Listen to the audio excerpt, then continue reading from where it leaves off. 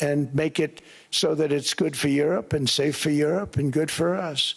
And that's the reason I'm seeking immediate negotiations to once again discuss the acquisition of Greenland by the United States, just as we have acquired many other territories throughout our history, as many of the European nations have. They've acquired, there's nothing wrong with it.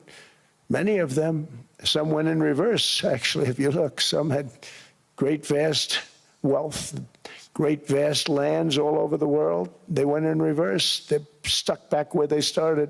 That happens too. But some grow.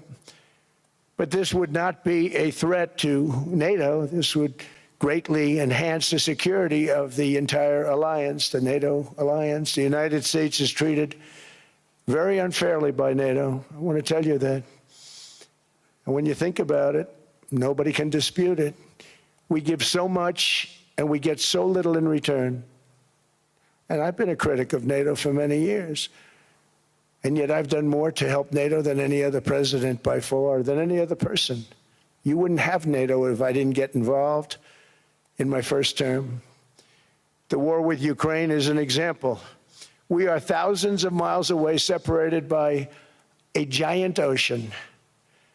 It's a war that should have never started, and it wouldn't have started if the 2020 U.S. presidential election weren't rigged. It was a rigged election. Everybody now knows that. They found out.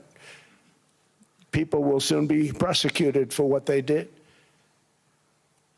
It's probably breaking news, but it should be. It was a rigged election. You can't have rigged elections. You need strong borders, strong elections, and ideally a good press. I always say it. Strong borders, strong elections, free, fair elections, and a fair media. The media is terrible. It's very crooked. It's very biased, terrible. But someday it'll straighten out because it's losing all credibility. Think of it, when I went in a landslide, a giant landslide, won all 7 swing states, won the popular vote, won everything, and they only get negative press. That means that it has no credibility.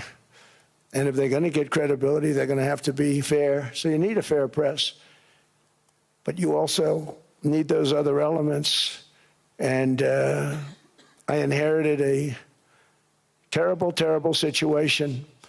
If you look, the border was open, the inflation was raging, everything was bad with the United States when I came into office.